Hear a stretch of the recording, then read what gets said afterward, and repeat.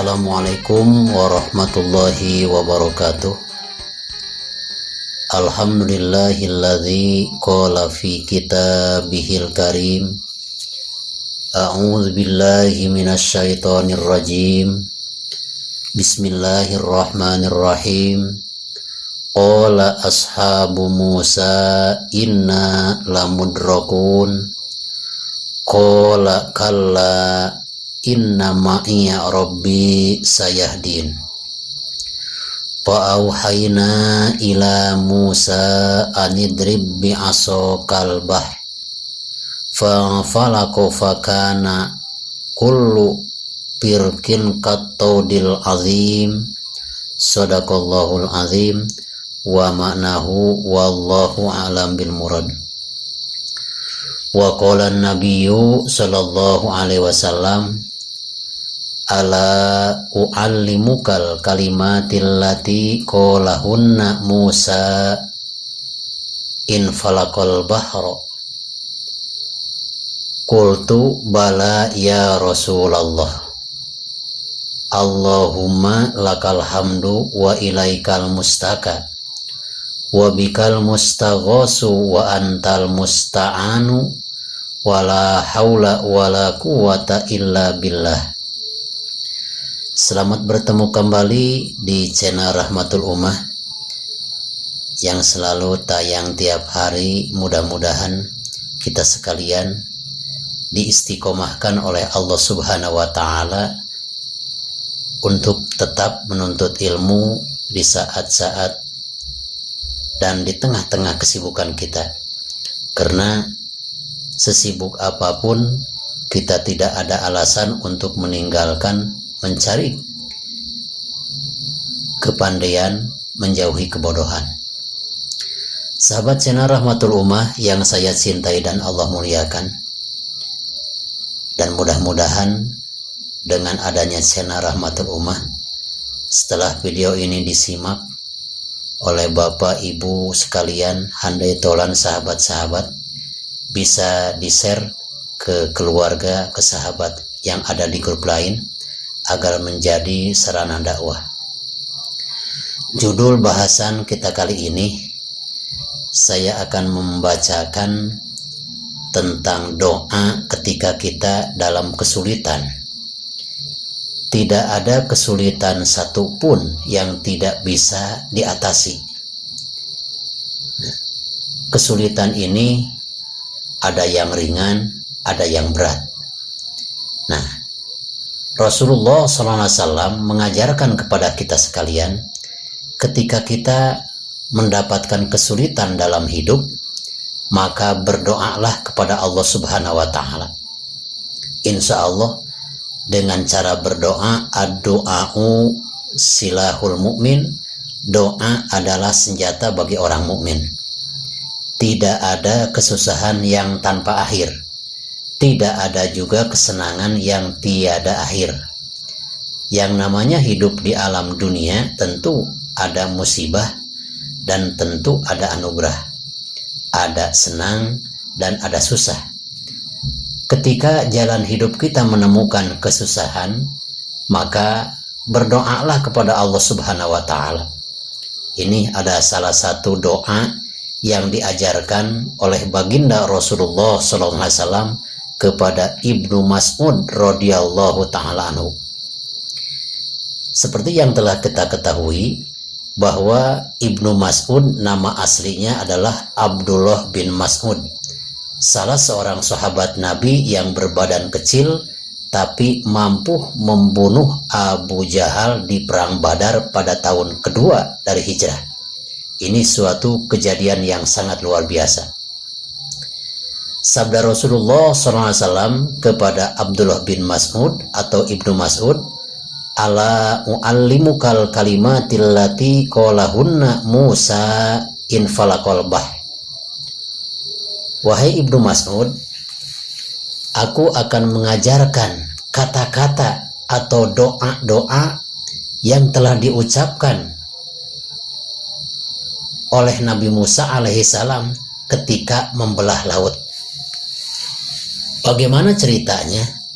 Cerita ini ketika Nabi Musa membelah laut sangat panjang, seperti yang diabadikan oleh Allah Subhanahu wa taala di surat Asy-Syu'ara ayat ke-61, 62 dan ke-63. Allah Subhanahu wa taala berfirman, qala ashabu Musa inna lamudrakun. Sebelum Nabi Musa alaihi salam membelah laut, terlebih dahulu umat Nabi Musa, yaitu Bani Israel, yang dikejar-kejar Fir'aun beserta pengikutnya. Maka Bani Israel yang digiring oleh Nabi Musa untuk diselamatkan, ini posisinya buah si malakama, maju ke depan harus menyeberangi lautan, menoleh ke belakang kembali lagi itu sudah dipagar oleh Fir'aun beserta tentaranya yang siap untuk membunuh Bani Israel. Sehingga mereka berkata kepada Nabi Musa, inna lamudrakun, pasti kami sekalian akan disusul oleh Fir'aun dan bala tentaranya. Sudah merasa takut, sudah merasa kebingungan itu Bani Israel. Saat itu Bani Israel masih tunduk kepada Nabi Musa. Nah, maka Nabi Musa alaihi salam mendengar pengaduan Bani Israel yang merasa takut dengan kejaran Fir'aun. Maka Nabi Musa alaihi salam bersabda, qala kalla inna ma'iya rabbi. Anda sekalian jangan merasa takut, pertolongan Allah beserta kita. Mudah-mudahan Allah Subhanahu wa taala memberikan petunjuk untuk menyelamatkan kita sekalian. Walaupun di hadapan kita itu ada lautan, di belakang kita ada Fir'aun dan bala tentaranya. Maka detik-detik kejadian ini Bani Israel memang situasinya terdesak. Jadi golongan yang dikejar-kejar biasanya yang terdesak. Yang mengejar-ngejar Fir'aun dan pengikutnya itu orang yang ada dalam pihak kemenangan. Tapi ini adalah terbalik. Detik-detik terbaliknya, orang yang dikejar-kejar ini selamat, orang-orang yang mengejarnya justru tidak diselamatkan oleh Allah Subhanahu wa taala. Setelah Nabi Musa alaihi salam memberikan kata-kata kepada Bani Israel agar tetap tenang, walaupun di depan ada lautan, di belakang sudah berdiri puluhan ribu tentara Fir'aun siap membantai Bani Israel. Fa'auhayna ila Musa anidrib bi'asokal bahro fanfalako fakana kullu firkin kattaudil azim. Setelah Nabi Musa alaihi salam memberikan ceramah, memberikan pengarahan kepada Bani Israel agar tetap tenang, maka Allah Subhanahu wa taala memberikan perintah kepada Nabi Musa, wahai Musa, anidrib bi'asokal bahro, pukullah lautan dengan tongkatmu. Ini terjadinya di Lautan Merah atau di Lautan Kulzum. Setelah lautan dipukul dengan tongkat Nabi Musa alaihi salam atas perintah Allah, fanfalako, maka terbelahlah laut menjadi menganga. Nah, laut menganga itu inqola'a atau Kulzum. Arti daripada Kulzum adalah laut yang menganga setelah dibelah oleh tongkat Nabi Musa alaihi salam. Maka jalan yang harus dilalui oleh umat Nabi Musa Bani Israel itu bukan satu jalan, karena Bani Israel terdiri daripada 12 kasta sesuai dengan keturunan Nabi Yakub alaihissalam. Ada 12 jalan yang akan dilalui oleh umat Nabi Musa, lautan yang telah dipukul airnya oleh tongkat Nabi Musa, sehingga yang digiring oleh Nabi Musa itu, yang diselamatkan oleh Nabi Musa, sampai-sampai jumlahnya mencapai 12.000 orang Bani Israel. Satu kelompok, satu marga itu terdiri daripada 1.000 orang. Berarti kali 12, 12.000.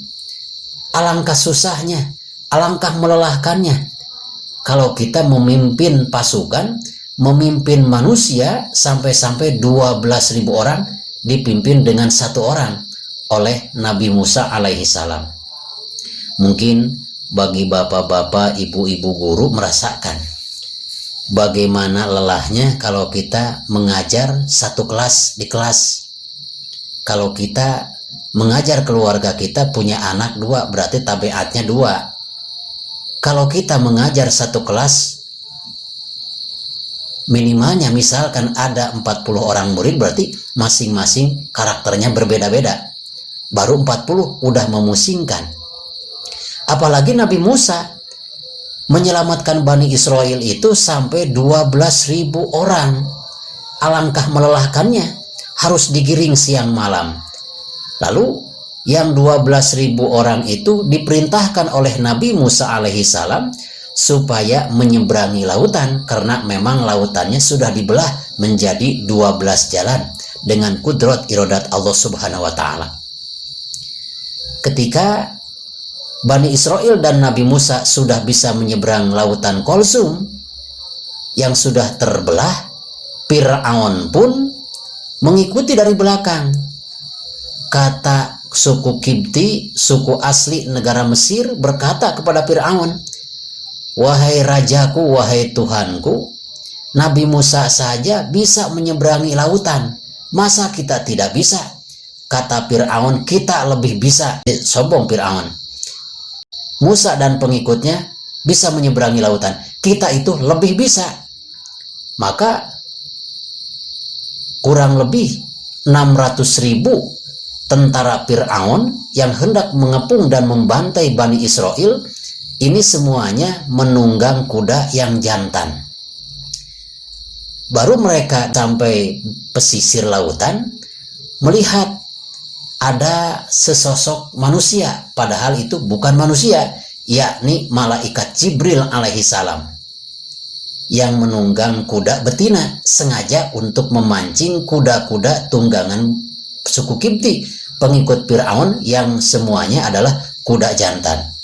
Begitu Nabi Musa dan Bani Israel sudah sampai ke seberang lautan, Jibril datang. Sangkaan Fir'aun itu adalah manusia biasa menunggang kuda. Kebetulan kudanya kuda betina.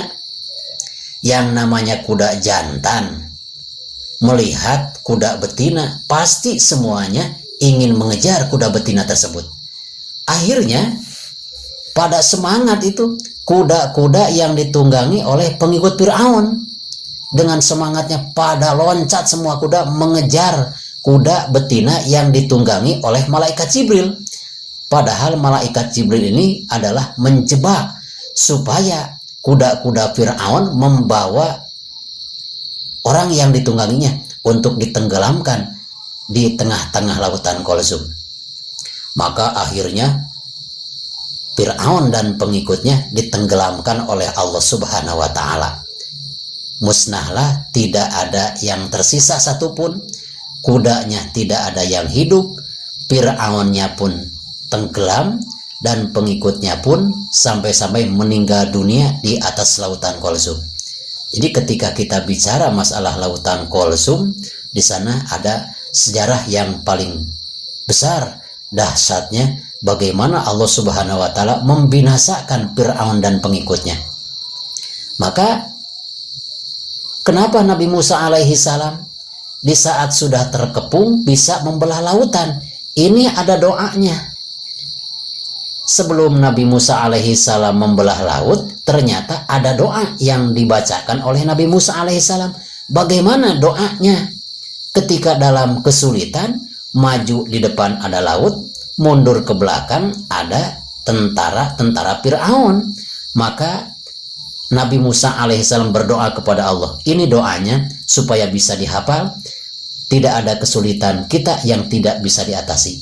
Bacalah doa ini yang diajarkan oleh baginda Rasulullah SAW kepada Abdullah bin Mas'ud ketika kita mendapatkan kesulitan dalam kehidupan.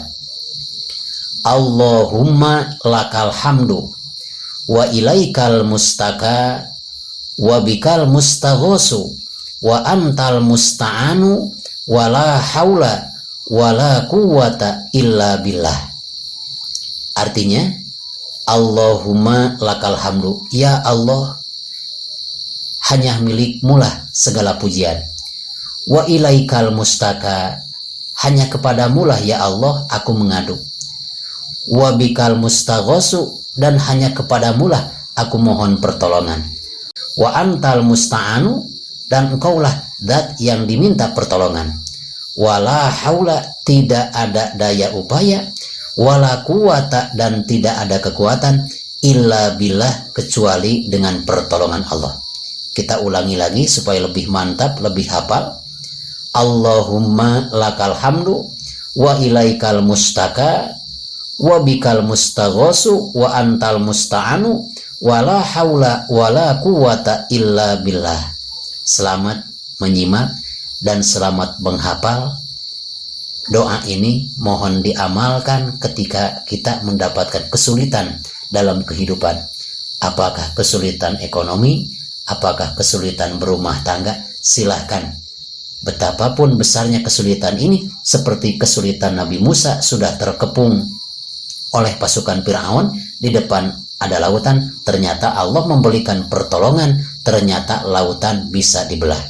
Sahabat channel Rahmatul Ummah yang saya cintai dan Allah muliakan, mudah-mudahan doa ini bermanfaat.